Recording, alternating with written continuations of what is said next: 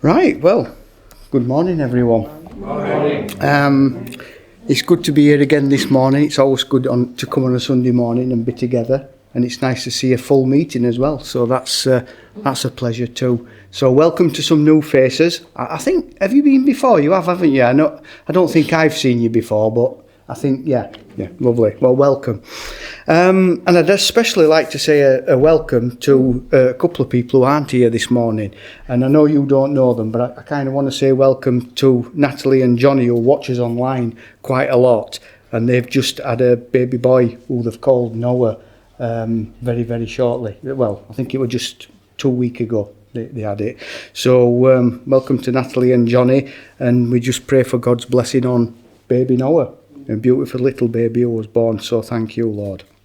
Right, with the introductions out of the way and all that said, it's good to be together, and all of us this morning are exactly where we need to be, around the Lord's table, whether we're here in body or whether we're here in spirit watching online.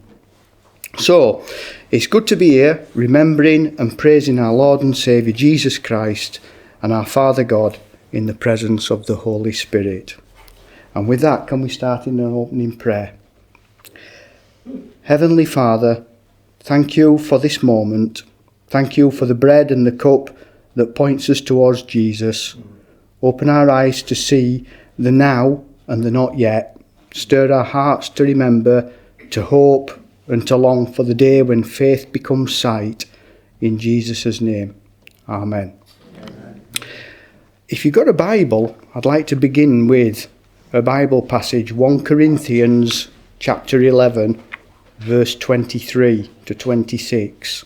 I'm going to read 4 Bible passages this morning, and this is the first one that all link together. So 1 Corinthians 11, 23 to 26, the first of 4. And in it, Paul's words are pretty clear, and he says, "For I received from the Lord what I also delivered to you, that the Lord Jesus, on the night when he was betrayed, took bread, and when he had given thanks, he broke it and said, 'This is my body, which is for you. Do this in remembrance of me.' In the same way also he took the cup after supper, saying, 'This cup is the new covenant in my blood. Do this as often as you drink it, in remembrance of me. For as often as you eat this bread and drink the cup, you proclaim the Lord's death until he comes.'" Notice the phrase, "do this until he comes." Now that's not a suggestion, it's a command. And that's exactly what we're doing right here this morning, right now, around this table. We're remembering our Lord Jesus this morning. And every time we take the bread and the cup, we're obeying what Jesus asked us to do. We're remembering the cross, and we're proclaiming his death upon that cross. And we're saying, he did this for us. Actually, he did it for me. He did it for each one of us individually. And we're doing that this morning. We're remembering our Lord around this table as a family, and as a church, and as the body of Christ. But here's the beautiful tension between those two words that Paul wrote. This supper is both a memory of what Jesus did for us, and it's also a promise of looking forward what he's going to do. When we look back upon the upper room to the broken bread and the poured out wine, we remember Jesus. But we're also looking forward to a future promise of Christ's return, because one day this meal that we come to celebrate will actually be fulfilled. It will no longer be just a memory, it'll be a fulfillment. And the fulfillments, we hear about them in the book of Revelation. So if you'd like to turn to Revelation 19, right at the end of the book, Revelation 19, verses 6 to 9. And in it you can see one of the fulfillments that John the Apostle tells us, and it reads, "Then I heard what seemed to be the voice of a great multitude, like the roar of many waters, and like the sound of mighty peals of thunder crying out. And that will be the elect in heaven, as we stand in heaven. And they said, Hallelujah, for the Lord our God, the Almighty reigns. Let us rejoice and exult and give him glory, for the marriage of the Lamb has come, and his bride has made herself ready. It was granted her to clothe herself with fine linen, bright and pure. For the fine linen is the righteous deeds of the saints. And the angel said to me, Write this, Blessed are those who are invited to the marriage supper of the Lamb. And he said to me, These are the true words of God. So that's the promise. One day this feast will be over, and one day we'll all be sat at the wedding supper of the Lamb. There'll be no more symbols there, no more tiny bits of bread or sips of wine, because Jesus himself will be the host in the flesh, and the church, his bride, us, will be gathered as guests of honour. And our union will be one of glory for eternity. And joy will be full, we're told. Tears will be gone, and sin will finally be no more within us. And we'll sit at the table with the one who loves us beyond all human comprehension. And that, what amazing day that will be. I can't possibly imagine it. I take those words on faith and trust, but I can't imagine what that day will be like. But I do know it will be glorious. But do you know, that's two suppers. It's the Lord's Supper today and the wedding supper in heaven yet to come. But do you know there's one more supper that's mentioned in the New Testament, and God promises that the final supper will happen. Unfortunately, it's not a very pleasant supper. If you want to stay in Revelations 19, but turn to verse 17 to 21. Revelation 19, verses 17 to 21. And there the Apostle John describes the great supper of God. It's a little bit of a long passage, but I'll read it to you. Then I saw an angel standing in the sun, and with a loud voice he called to all the birds that fly directly overhead.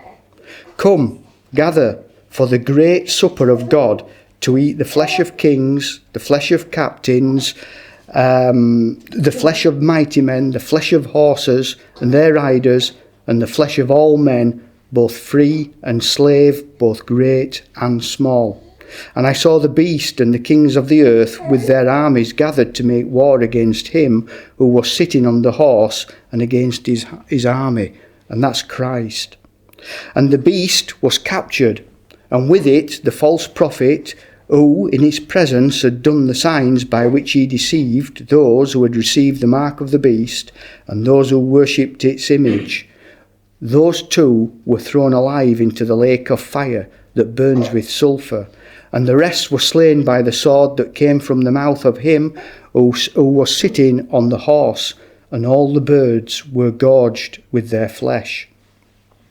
Now this passage summarises, tells us about the armies of the world who will eventually gather at Armageddon. And there, we know, because of that passage, they will be defeated by a word from Christ's mouth. And the birds are simply invited to gorge on the flesh of the fallen. Now that's a terrible end for those who reject Christ, who reject the Lamb. There will be no seat at the wedding table for those fallen outside of Christ. Only death and eventual judgment at the great white throne, which is a really sobering thought, and it really should underpin us to spread the gospel far and wide as far as we can, to get as many people through the power of the Holy Spirit to come to our Lord Jesus Christ and be saved. So there are three suppers in the New Testament. One path to salvation through Jesus Christ. The Lord's Supper reminds what Jesus did for us. The wedding supper says, come and feast with me forever. The great supper of God says, justice is real, choose wisely. For those who choose Christ, the story doesn't end with feasting or judgment, but with presence. Let's read our final piece of scripture from Revelation 21, 1 to 3. Revelation 21, 1 to 3. And it reads, "Then I saw a new heaven and a new earth, for the first heaven and the first earth had passed away, and the sea was no more. And I saw the holy city, New Jerusalem, coming down out of heaven from God, prepared as a bride adorned for her husband. And I heard a loud voice from the throne saying, Behold, the dwelling place of God is with man, and he will dwell with them, and they will be his people, and God himself will be with them as their God." There will be no more distance on that day between man and God. No more seeing Jesus as if in a dim mirror. No more until he comes again. There'll be no more waiting, just God with us, face to face for eternity, forever. And again, that's a wonderful day to look forward to and a wonderful promise for those who are in Christ. But until that day, we'll keep gathering around this table. We'll keep breaking this bread in remembrance of him. We'll keep drinking the cup. We'll keep remembering our Lord. We'll keep proclaiming his name, because every time that we do, we're actually rehearsing for the wedding supper of the Lamb. Paul penned the words, "Do this in remembrance of me." But it was Jesus who spoke them, and it was Jesus who said, "Do this until I come." So let's do it once more this morning. Amen. Can we sing hymn number 81 from Believers? 81 from Believers. And the opening verses read, "I am waiting for the dawning of that bright and blessed day, when the darksome night of sorrow shall have vanished far away. When forever with the Saviour far beyond the veil of tears, I shall swell the song of worship through everlasting years." And I particularly like verse 3, which says, "And I am waiting for the coming of the Lord who died for me. Oh, his words have thrilled my spirit. I will come again for thee. I can almost hear his footfall on the threshold of the door, and my heart is longing to be with him forevermore." Number 81 in Believers.